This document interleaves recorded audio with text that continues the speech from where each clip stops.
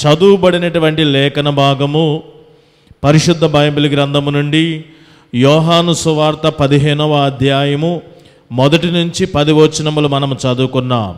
ఈ లేఖన భాగము ఆధారంగా చేసుకొని దేవునికి దూరముగా ఉండవద్దు, దేవునికి దూరముగా ఉండవద్దు. ఎందుకు ఈ యొక్క అంశము ఈ రీతిగా ఏర్పాటు చేయడం జరిగిందంటే 10 వచనాలు మనం చదివాము కదా, 10 వచనాలలో కూడా సుమారుగా నిలచి అనే ఆ పద ప్రయోగము సుమారుగా 10-11 సార్లు మనకి 10 వచనాలలో కూడా మనకి కనబడుతున్నది. నిలిచియుండునో, నిలిచియుందురో, నిలచి అనే ఆ పద ప్రయోగము 10 నుండి 11 సార్లు మొదటి 10 వచనాలలోనే మనకి కనబడుచున్నది. నిలచి అనే పదము మీకు ఎలా అర్థమైంది? నిలచి అనే పదమును మనం ఎలా అర్థం చేసుకోవాలంటే స్థిరముగా, స్థిరులుగా ఉండడము, కదల్చబడనటువంటి స్థితి, తొట్టిల్లిపోలేనటువంటి స్థితి. అలాగనే మనము నిలదొక్కుకొని ఉండడం. నిలచి అనే ఈ పదం దగ్గర ప్రతిసారి చదువుతున్నప్పుడు నేను ఇస్తున్న ఈ సందేశానికి చక్కని ఈ నిలచి అనే పదాన్ని కొంచెం మాడిఫై చేసి నిలదొక్కుకొని, అంటే దేవునిలో మనము నిలదొక్కుకొని ఉండవలసినటువంటి స్థితి. కానీ ఎందుకో తెలియదు, దేవుని బిడ్డలు దేవుని సన్నిధిలో మరి జీవితం అంతా కూడా బాగున్నా దేవుని విడిచిపెట్టి లోకంలోనికి వెళ్ళిపోతున్నారు. కష్టాలు వచ్చినా దేవుని విడిచిపెట్టి లోకంలోనికి వెళ్ళిపోతున్నారు. దేవునిలో నిలబడి స్థిరముగా కదల్చబడకుండా నిలదొక్కుకొని ఉండలేకపోతున్నారు. ఎందుకో పరిస్థితులు ఆనందకరంగా ఉన్నా దేవునిలో ఏదో మొక్కుబడికి గడిపినటువంటి సమయాలు గడిపేసి లోకంలోనికి వెళ్ళిపోవడము, కష్టం వచ్చినా ఒక ప్రార్థనా రిక్వెస్ట్ ఇక్కడ చేసేసి మరలా లోకంలోనికి వెళ్ళిపోవడము. దేవునికి దూరముగా అయిపోతున్నటువంటి నేటి ఆ క్రైస్తవ ప్రజలను ఉద్దేశించి ఈ దినాన మనము జ్ఞాపకం చేసుకోవాల్సిన విషయం ఏంటంటే, పాజిటివ్గా నేనేమీ చెప్పట్లేదు కానీ నెగిటివ్గానే చెప్తున్నాను. అంటే దేవునికి దగ్గరగా ఉంటే ఏమవుతుందో అని నేను చెప్పదలుచుకోవట్లేదు. ఈ దినాన దేవునికి దూరం అయితే ఏమవుతుందో, నెగిటివ్. దేవునికి దూరముగా ఉంటే ఏమైపోతాము అనే విషయాన్ని నేను మీకు తెలియపరచాలి అని అనుకుంటున్నాను. ఎందుకంటే భక్తులైనటువంటి వారే చాలా ఆశపడ్డారు దేవునిలో స్థిరముగా ఉండాలి అని. 125వ సంకీర్తన మీకు తెలుసు కదా, యెహోవా యందు నమ్మిక ఉంచువారు కదలక నిత్యము నిలచు. ఆ సియోను కొండ వలె నిలచినటువంటి స్థితి మనకి రావాలి అంటే దేవుని యందు నమ్మిక పరిపూర్ణముగా ఉండాలి. ఎప్పుడు దేవునిలో మనము నిలబడగలము? పాస్టర్ గారు దేవునిలో నిలచి ఉండండి అంటున్నారు, స్థిరముగా ఉండండి అంటున్నారు. ఈ దిన అంశము దేవునికి దూరముగా ఉండవద్దని చెప్తున్నారు. దేవునిలోనే స్థిరులుగా ఉండాలి అంటే ఏం చేయాలంటే దేవుని యందు పరిపూర్ణమైన విశ్వాసము నువ్వు బలపరుచుకుంటే గనక అప్పుడు దేవునిలో స్థిరత్వం అనేది నీకు వస్తుంది. ఇప్పుడు చదువుతున్నప్పుడు మీరు విన్నారు కదా, నిలిచియుందును, నిలిచియుండినచో, ఇలాంటి మాటలు 10-11 సార్లు ఎందుకు వాడాడంటే నాలో మీరు నిలదొక్కుకొని ఉండండి కానీ నాకు వేరుగా ఉండి మీరేమీ చెయ్యలేరు. కాబట్టి యాకోబు కూడా అంటున్నాడు 4వ అధ్యాయం 8వ వచనంలో, దేవుని యొద్దకు మీరు రండి అప్పుడు మీ యొద్దకు ఆయన వస్తాడు అనే మాటలు. ఒకసారి మత్తయి సువార్త 15వ అధ్యాయము 8వ వచనము సహాయము చేయండి. మత్తయి సువార్త 15వ అధ్యాయము 8వ వచనము.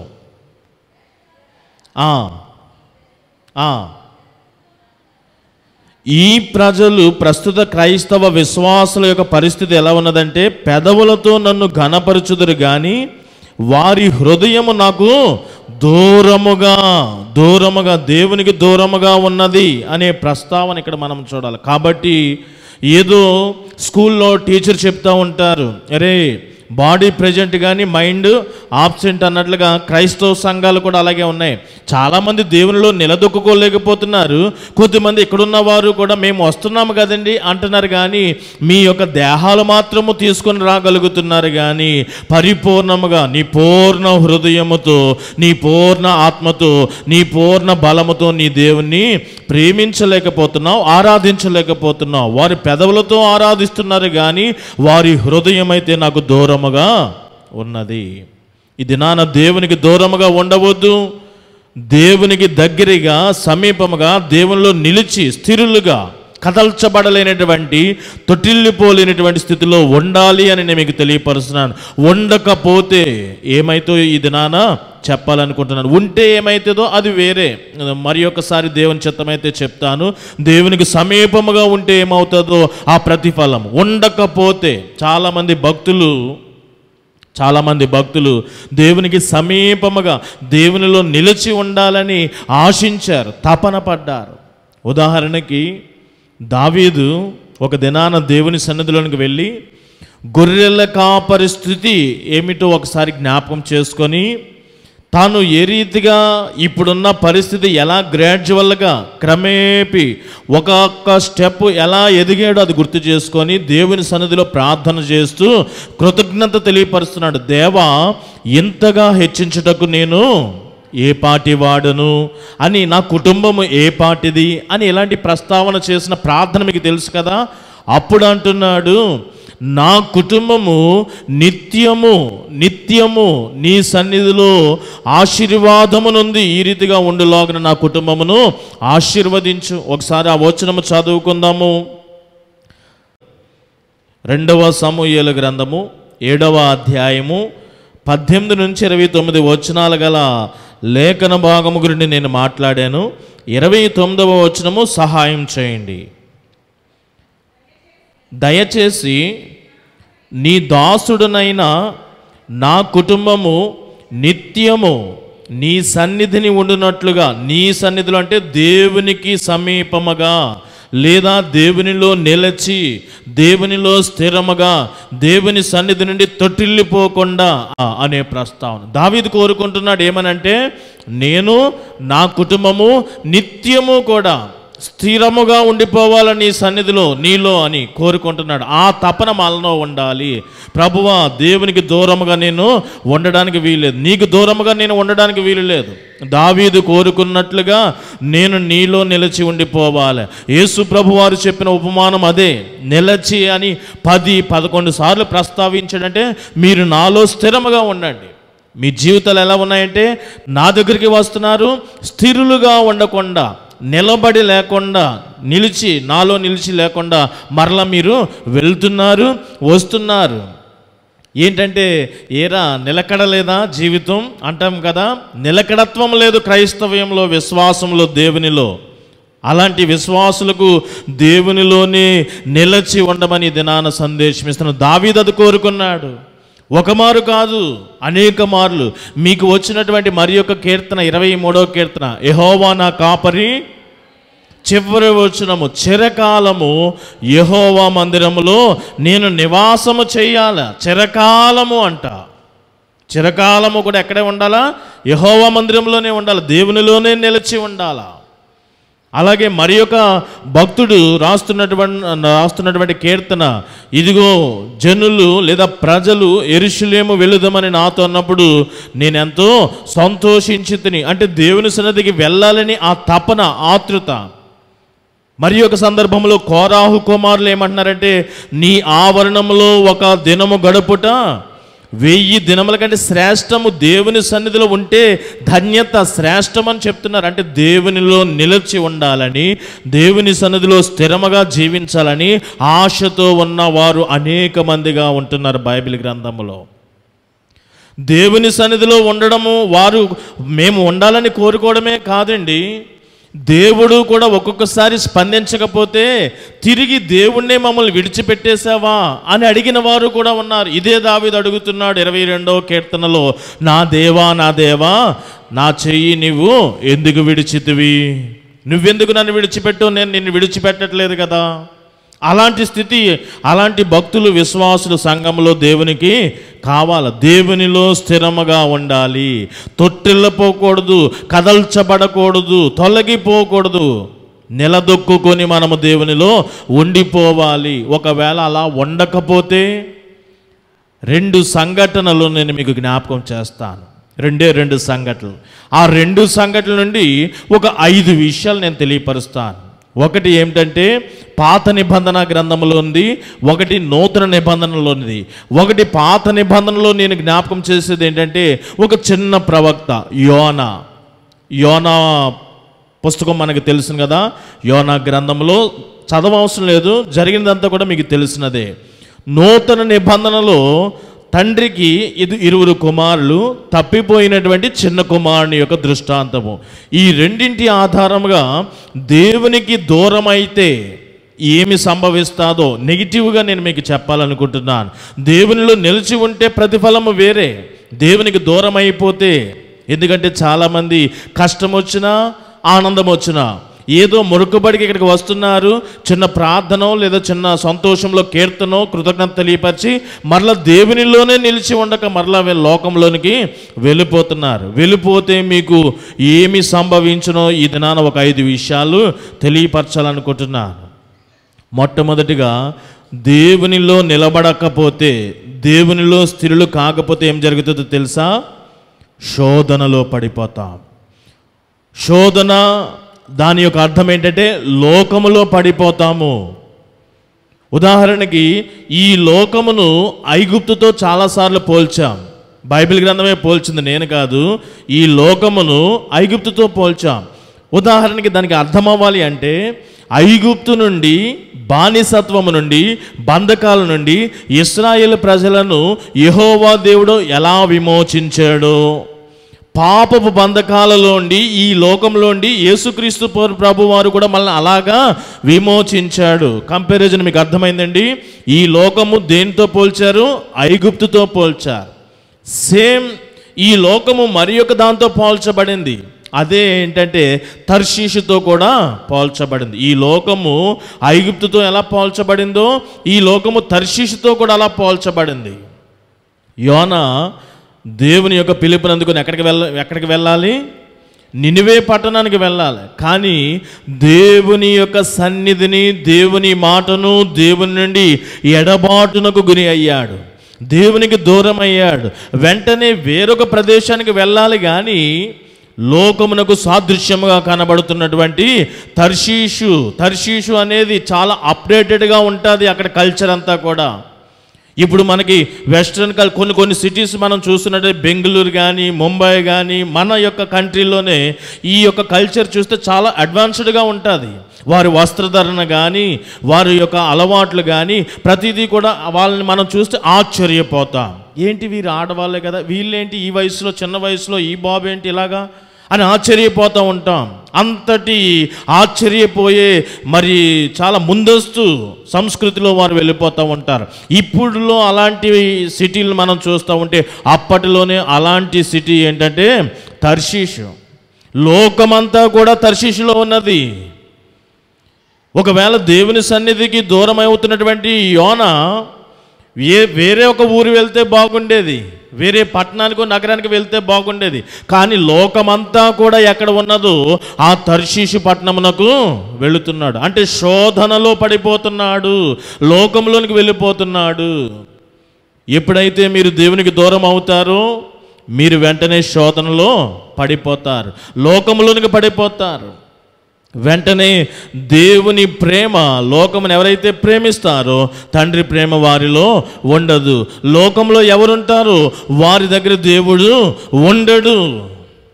దేవునికి దూరం అయితే శోధనలో పడతాం, అంటే లోకంలోనికి వెళ్ళిపోతాం, దేవుడు నీ పక్షమున ఉండడు అని మొదటి విషయం నేను మీకు తెలియపరుస్తున్నాను. మొదటి విషయం ఏంటంటే శోధనలో పడిపోతాం. దేవునికి దూరం అయితే శోధనలో పడిపోతాం, అంటే అర్థం అవడానికి లోకంలోనే పడిపోతాం. దానికి వ్యతిరేకంగా ఆలోచనలు చేస్తుంటే దేవుడు నీతో ఉండడు, దేవుడు నీతో ఉండడు. ఇది మొదటి విషయము.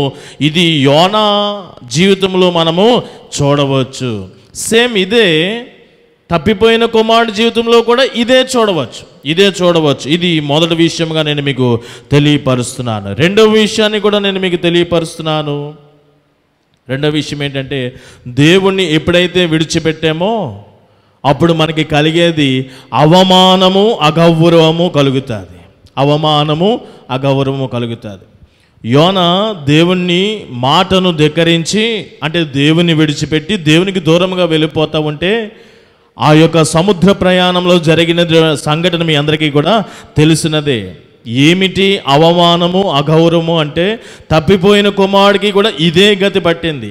ఉదాహరణకి ఎంతో ప్రెస్టేజ్గా, నాకు రావాల్సినటువంటి నీ వాటాలో నీ యొక్క స్వాస్థ్యంలో నా వాటా నాకు ఇచ్చేయని చాలా పౌరుషంగా మాట్లాడాడు కదా. మాట్లాడినటువంటి తప్పిపోయిన కుమారుడు లోకంలోనికి వెళ్ళిపోయి తండ్రిని విడిచి, తండ్రిలో నిలిచి ఉండక తండ్రి నుండి తొట్టిల్లిపోయి లోకంలోనికి, శోధనలోనికి వెళ్ళిపోయాడు. అయితే వెళ్ళిపోయిన తర్వాత ఎవరిని అండగా చూసుకుని ఈ మాటలని మాట్లాడాడు అంటే, తన యొక్క స్నేహితులను చూచి ఈ రీతిగా మాట్లాడాడు. అయితే కాలం మారింది, పరిస్థితి కొంచెం చేయి దాటింది. తనతో ఉన్నటువంటి స్నేహితులు, తను ఏ స్నేహితులైతే ధైర్యంగా ఉండి మాట్లాడాడో ఆ స్నేహితులు తనతో ఉన్నారా? లేరు.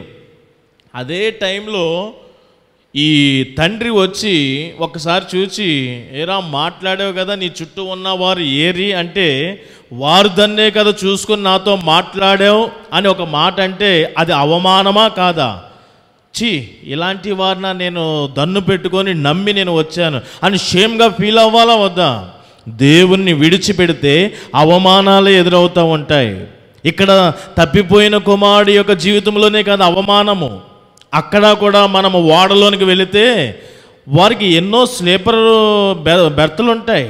చక్కగా ఓడ, ఆ ప్రయాణము చాలా లగ్జరీగా ఉంటుంది. అందులో తర్షీషు ఓడలు, చాలా పేరు ప్రఖ్యాతలు గాంచినటువంటి లగ్జరీ ఓడలు అనమాట. అవన్నీ కూడా చిన్న చిన్న బస్సులోనే పడుకోవడానికి ఎంత సౌకర్యంగా ఉంటుంది. మీరు నైట్ ట్రావెల్ చేసేటప్పుడు ఆ యొక్క ట్రావెల్స్ ఎక్కితే ఎంత సౌకర్యంగా విలాసవంతంగా ఉంటాయి. ఒక్కొక్క దానికి ఒక్కొక్క టీవీ ఉంటుంది. అలాంటిది తర్షీషు ఓడలు చాలా ప్రసిద్ధి చెందినటువంటి ఓడలు. ఆ ఓడ ఎక్కి ఇతనికి బెర్త్ ఎందుకు కన్ఫర్మ్ కాదు? పడుకోవడానికి చక్కగా ఉంటుంది కదా, కొనుక్కున్న వాడికి ఒక సీటు, ఒక ఏదో రిజర్వేషన్ ఉంటుంది కదా. కానీ అతగాడు ఎందుకో మరి దిగువ భాగమునకు వెళ్ళిపోయి అక్కడ పడుకోవడం ఎంత నామోషీకరమైనటువంటి పరిస్థితి అది. మరలా నావికుడు వచ్చి, ఆ ఓడ నడుపుతున్నటువంటి క్యాప్టెన్ వచ్చి ఏమని అడ్రస్ చేశాడు తెలుసా? ఏమని పిలిచాడు, సంబోధించాడు? ఓయి నిద్రపోతా. ఎంత అవమానమండి! అవమానమా కదా? ఇది దేవునిని విడిచి దూరముగా వెళ్ళటం వలనే కదా ఇలాంటి అవమానం జరిగింది. దేవునిని విడిచుట వలన మనకి జరిగేది ఏమిటంటే, దేవుని నుండి మనము దూరం అయిపోతే మనము లోకంలోనికి వెళ్ళిపోతాం, శోధనలో పడిపోతాం. మొదటిది. రెండవది, దేవునిని విడిచి మనము మరి దేవునికి దూరముగా అయిపోతే, దేవుని యొద్ద నుండి మనం వెళ్ళిపోతే జరిగేది ఏమిటంటే, ఇక్కడ జరిగినటువంటిది అవమానమును అగౌరవము. వాడికేమో స్నేహితులే విడిచిపెట్టేశారు. ఏమిటి, నేను నమ్మిన వారే నన్ను ఈ టైంలో నా ఇంటి నుండి ఎవడైనా నా తండ్రే కాదు, నా ఇంటి నుండి ఒక పని మనిషి వచ్చి నన్ను చూచి ఏమిటి అంటే నాకు ఎంత అవమానం తలదించుకోవాలా? ఇక్కడ కూడా వీడు ఓయి నిద్రపోతా. అవమానము అగౌరవాలు వస్తాయి దేవుని విడిచిపెడితే. ఇది రెండవ విషయం. మూడవ విషయం కూడా నేను మీకు తెలియపరుస్తున్నాను. దేవుడు నిన్ను వెలివేస్తాడు. దేవుని ఎప్పుడైతే నువ్వు విడిచిపెట్టావో, దేవుని యొద్ద నుండి నువ్వు వెళ్ళిపోయావో, వెంటనే దేవుడే నిన్ను వెలివేస్తాడు. యోనా గ్రంథం మీరు ఎప్పుడైనా చదివారా? యోనా గ్రంథం మీరు ఎప్పుడైనా చదివారా? 2వ అధ్యాయం చాలా, మనం మొదటి అధ్యాయానికి ప్రాధాన్యత ఇస్తాము, 3వ అధ్యాయానికి కూడా చాలా ప్రాధాన్యత ఇస్తాము. 2వ అధ్యాయము చాలా మంచిగా ఉంటుంది. ఒకసారి మనం చదువుకుందాం. యోనా గ్రంథము చదవండి, ముందు తీసిన వారు.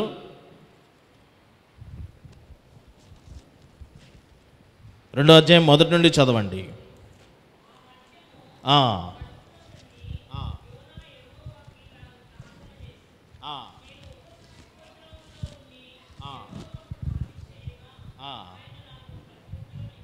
ఓకే, దేవుడు అక్కడ నుండి కూడా ప్రార్థన చేయగా దేవుడు ఏం చేశాడంట, మన దేవుడు ప్రార్థనలను ఆలకించే దేవుడు.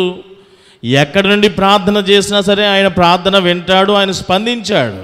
వెంటనే చూడండి 3వ వచనము, నీవు నన్ను అగాధమైన సముద్ర గర్భములలో పడవేసి ఉన్నావు, ప్రవాహములు నన్ను చుట్టుకొని ఉన్నవి, నీ తరంగములను నీ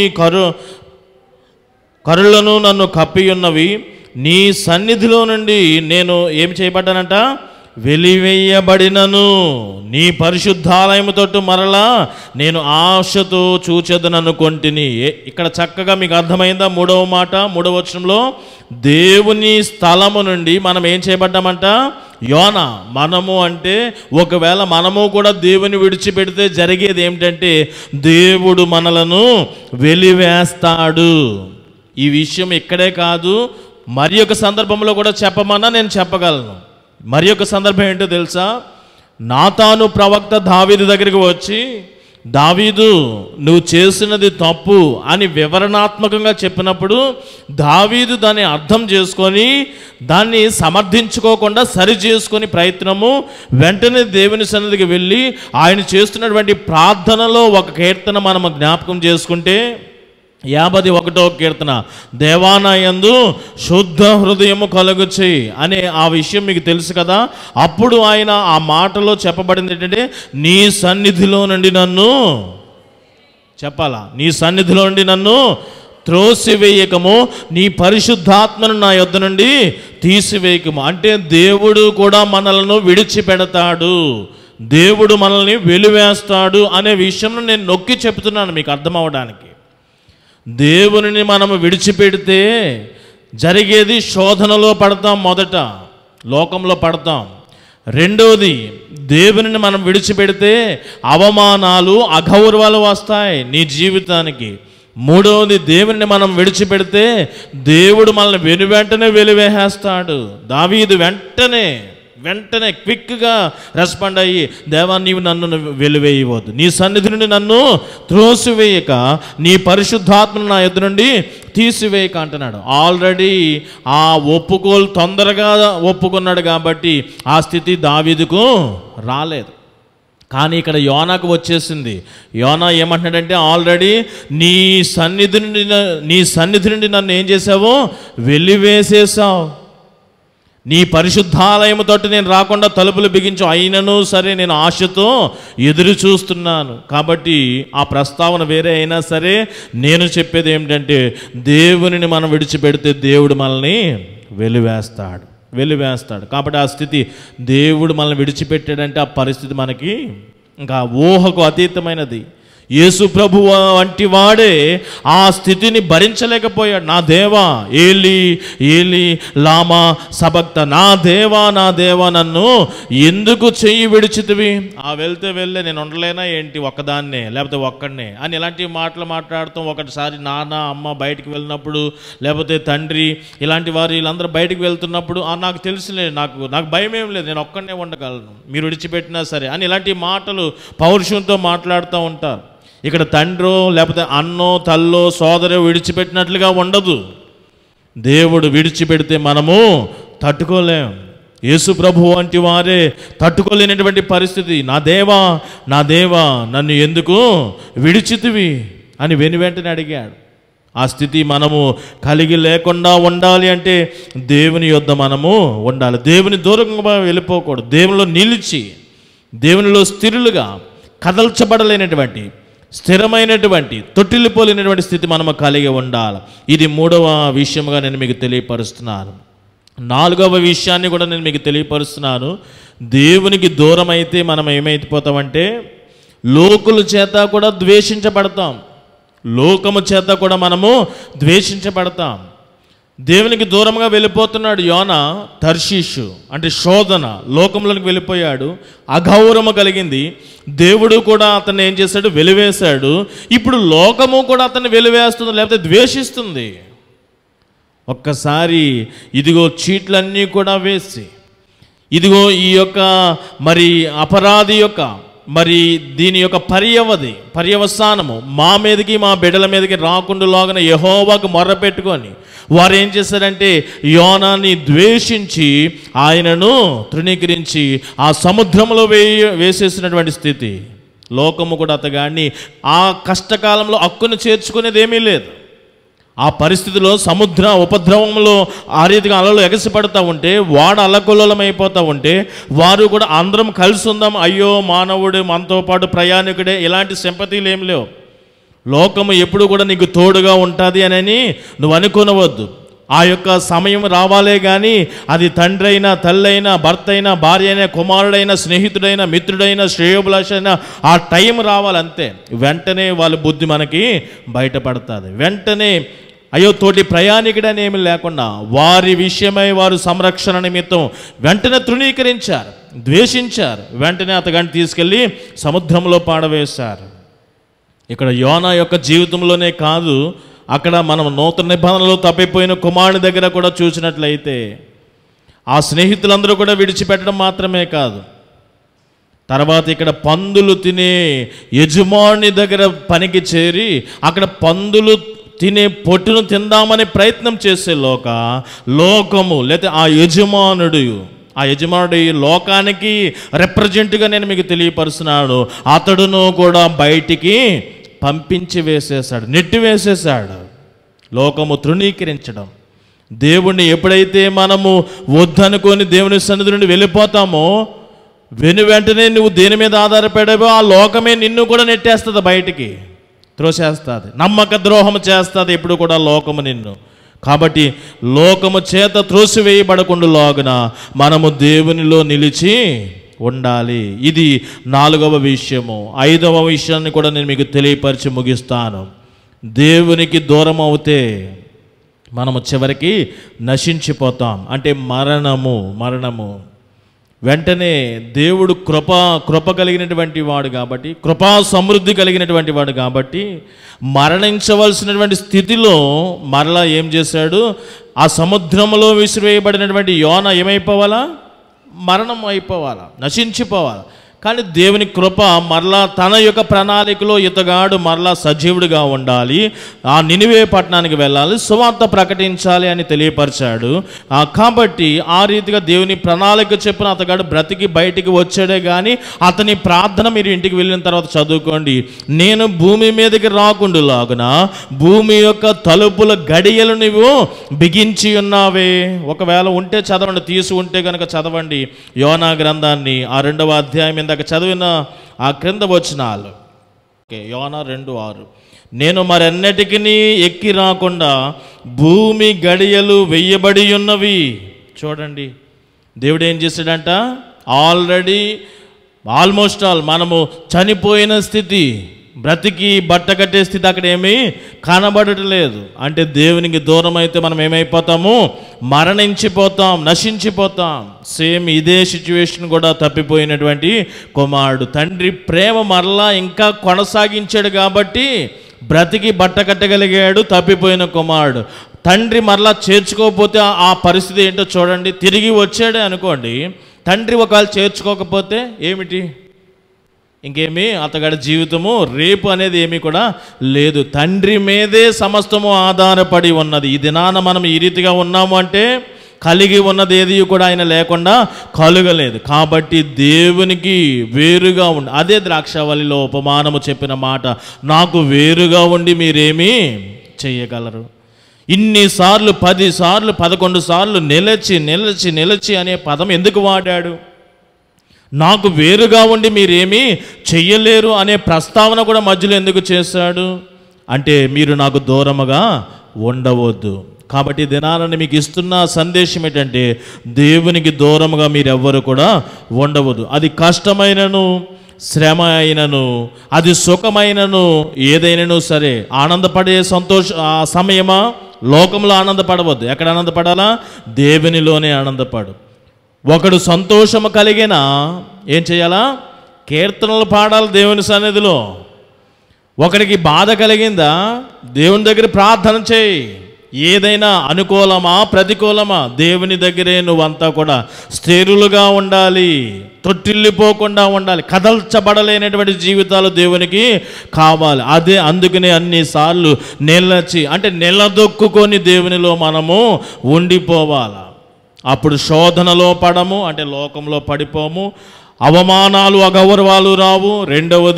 మూడవ విషయము వెలివేయబడము, దేవుని చేత వెలివేయబడము. నాలుగవ విషయము కూడా లోకము మనల్ని తృణీకరణ అనేది జరగదు. ఐదవది నాశనం అనేది కూడా జరగదు. ఇక్కడ ద్రాక్షవల్లి ఉపమానములో కూడా అదే చెప్పబడింది. ఫైనల్గా కంక్లూజన్, ఫలింపని లేదా నాలో నిలిచి ఉండకపోతే ఫలింపనేటువంటి స్థితి ఉండదు. ఫలించలేనిచో వారు నరికి పారవేయబడతారు, నశించిపోవడమే. కాబట్టి దినాన సంగమా స్త్రీలారా, నేను మీకు తెలియపరిచేది ఏంటంటే దేవునికి దూరముగా ఉండవద్దు, దేవునికి దూరముగా ఉండవద్దు. ఆ జీవితము మనము భరించలేం.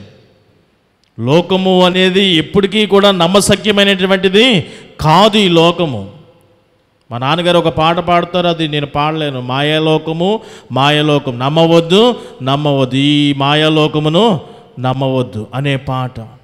ఇదంతా కూడా ఒక మాయ అంట లోకం అనేది. దీనిని మనం ఎప్పటికీ కూడా నమ్మకూడదు. దేవునికి దూరం అయితే ఈ లోకంలో పడతాం, అవమానాలు వస్తాయి, దేవుడు మనల్ని ద్వేషిస్తూ ఉంటాడు, వెలివేస్తాడు.